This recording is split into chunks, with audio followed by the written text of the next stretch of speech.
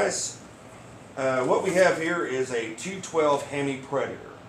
Way to tell if you got a Hemi or not is first by the part number, whenever you pick these up, and it is 60363 is the part number on these Hemis, and that's the 212cc.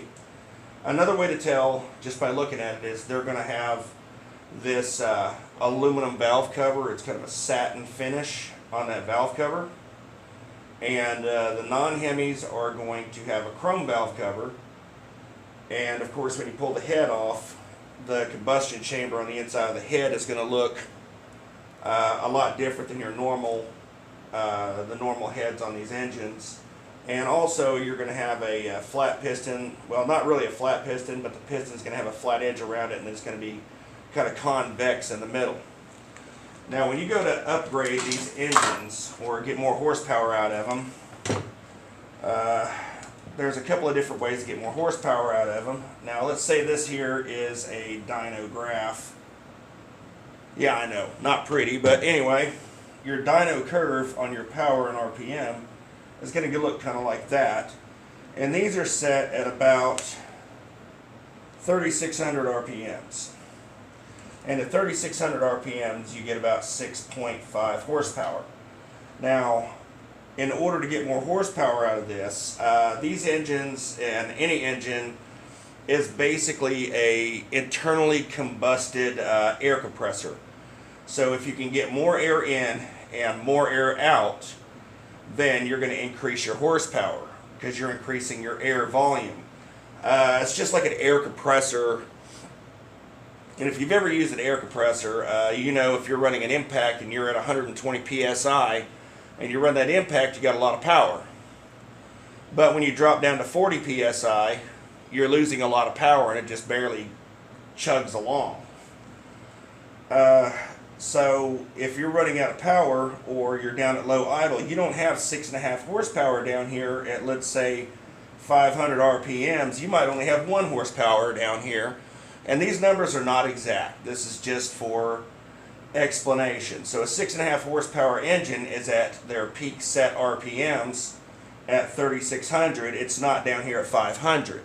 So you're not running 6.5 horsepower whenever you're at idle. Your horsepower's down.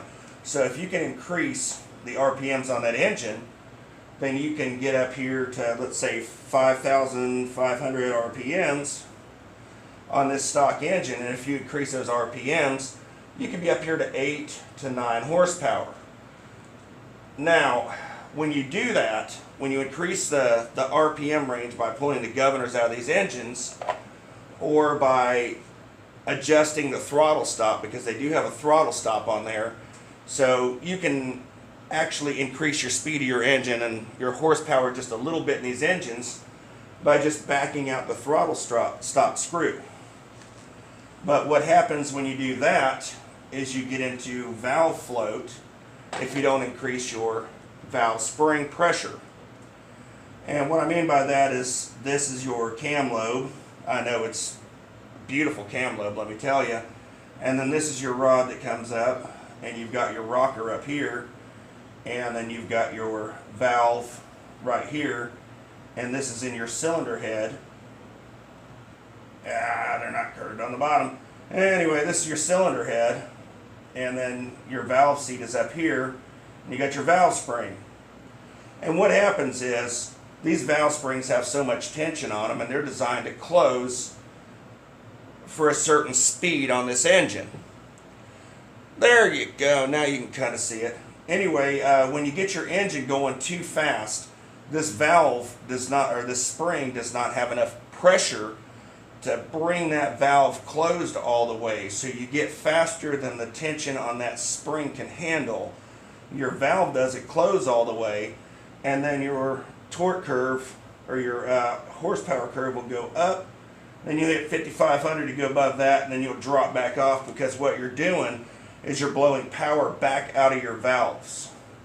You're not getting a good seat in that valve. And if you keep increasing that horsepower, what's going to happen is that valve's going to be 3/4 of the way open when that piston comes up and that chamber, and that piston's going to come up and it's going to smack that valve, bend that valve, and destroy your engine. You can actually snap your rod whenever that piston smacks that valve. And it can, like I said, it can snap that rod, put it through your block. You could just be lucky and just bend a valve, or you could crack your head.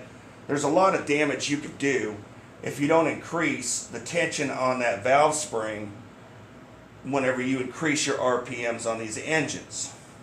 So one of the first upgrades you should do to these engines, if you're going to get a little bit more power out of them or increase your RPMs, is to go up to a valve spring. I mean, you just paid $100 for this engine plus tax, you know, $120, $130 for this engine.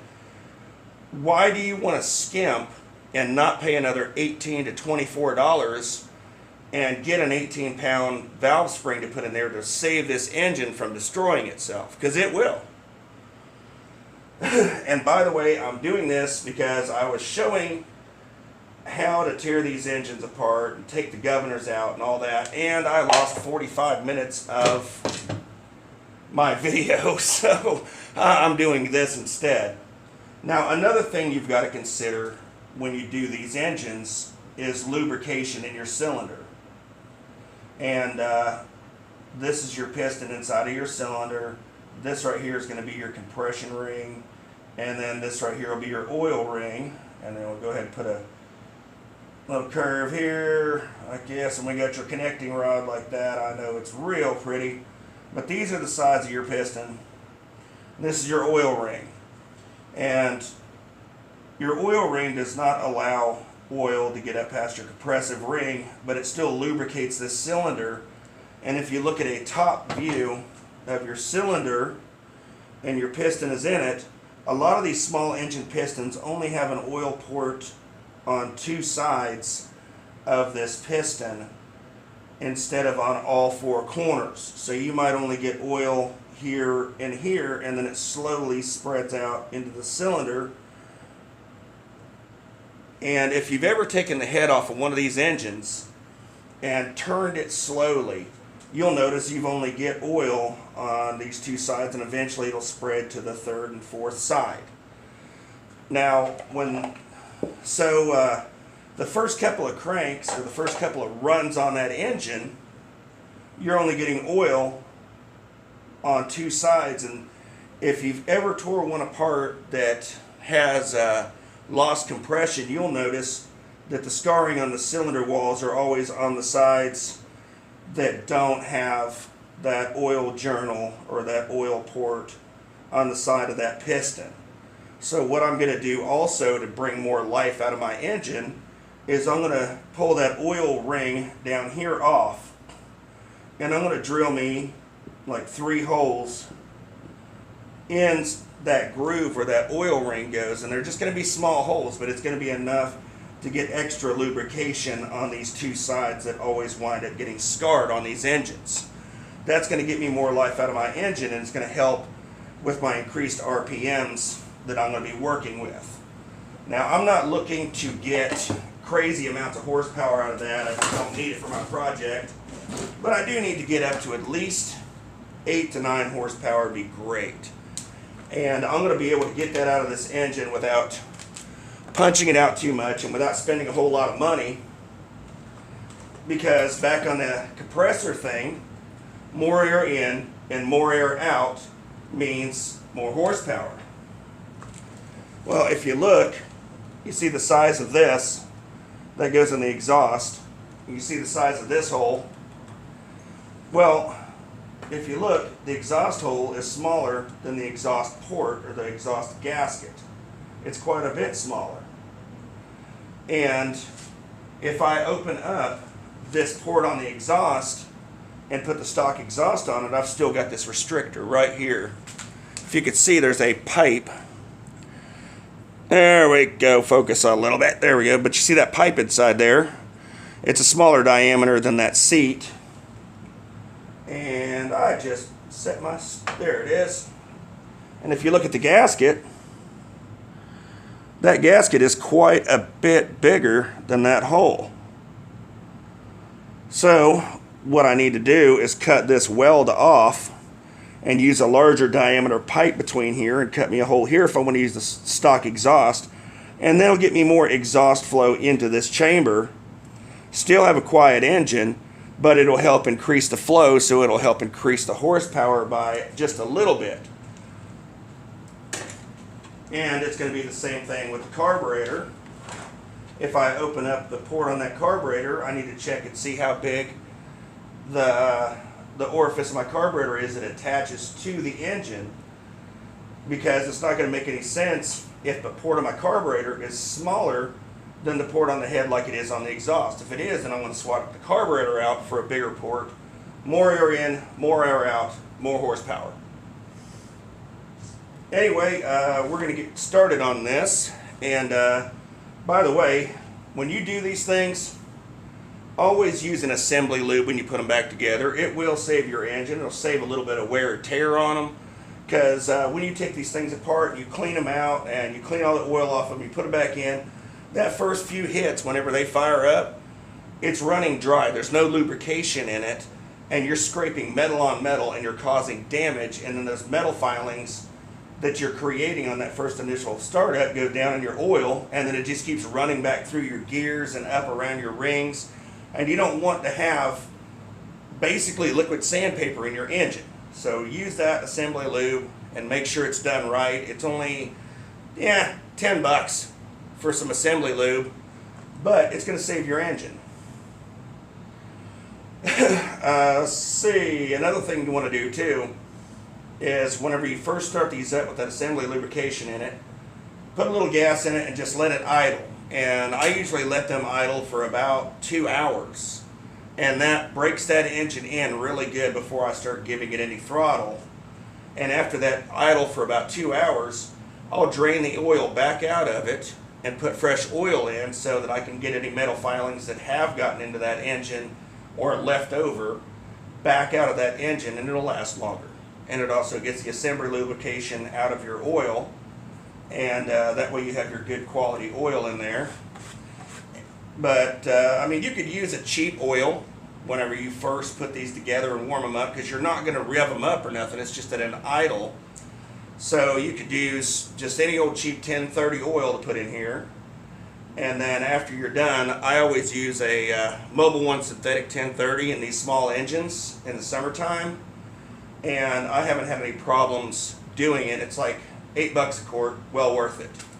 Another thing to take into consideration if you've never taken these engines apart is get you some markers, like a paint marker. And when you take these engines apart, like for instance, if you're going to pull the crank, the cam, and you're going to pull the rod and piston out of this thing, as you start taking it apart, mark where the relation of where they're at, like your rod here. You want to put a mark up here before you pull this rod out, so you know that the bottom cap on this rod goes with the top, and how to mate those back up. And that saves you from screwing up and putting something else, putting something back in backwards. It could save you a lot of problems. And also, whenever you put these back together, if you look, there's a timing mark right there on this cam. And set that back in there, and there is a timing mark right here on the crank gear, right there. And you can clean it with some brake cleaner, and then take you a paint marker and put you a dot in there. I usually will use a red dot so they're easy to see. I'm old, and the old peepers are getting older. I'm not old, but I'm getting older, and the old peepers don't work as good as they used to. So it just makes it easier for me to spot how to line them up and retime them. Now, I'm not going to pull the oil sensor out of this engine. I'm going to leave it in there, because I'm not going to be doing a lot of extreme off-road with this engine. I'm going to be doing work around the yard and stuff like that, going out in the woods and cutting firewood and, bringing it back up. And, so I want to make sure that I've got my oil level correct in this engine. So I'm going to leave that in there. And if it starts giving me trouble, I'll just come over here and just cut these 2 wires that come through and just leave that dang thing in. I mean, leave it in, and if it gives you problems, just cut the wire. But if it doesn't give you problems, leave it in. It can save your engine. Because I mean, we're all about trying to get more out of this engine and not trying to get a lot out of this engine for a short period of time and then have it leak oil and not catch it and then poof, it's gone. We don't want to have that because that's, you know, oh great, I got to take another $100 and go down and buy me another engine. Or if you're lucky and you can scam them a little bit and buy another engine and throw this in the box and take it back and say, hey, I fired it up and the rod went through the block. And, you know, if they don't know nothing about these engines, they might give you another one, might not. But I don't want to take a chance in that. But, yeah, I'm going to leave that low oil sensor in there. And if it gives me problems, I just snip and it's fixed. Anyway, let's continue on. And, I mean, you guys, I'm sure you've seen a million videos on how to remove the governors and all that, and how to shave the heads and open the ports and, you know, do the valve springs and all that. So, you know, anyway, I just want to make sure if you guys do this and you look onto this video that you know why you add the valve springs and why you do these upgrades as opposed to just how to do them and whatever. If you're going to do it right the first time, because the second time is going to suck. Anyway, we'll see you later. Alright guys, let's check her out. We got the 18-pound valve springs put in her. I went and adjusted the ring gap just a little bit whenever I did that, because actually for specs, the ring gap was just a little bit too tight for my liking, so I actually took it out about 1 mil. And I went and used my assembly lube to put this thing back together. I drilled the holes around my oil ring to add more oil flow to it. Like I said, 18-pound valve springs. And I went and replaced the fuel line, put fuel in it. And I just went and put some 1030 cheap synthetic into it with just a little dab of Lucas oil treatment. And I've already got this thing to where the fuel's through the fuel line. I filled up the bowl with gas. So we're going to give it a crank and see if she'll fire up.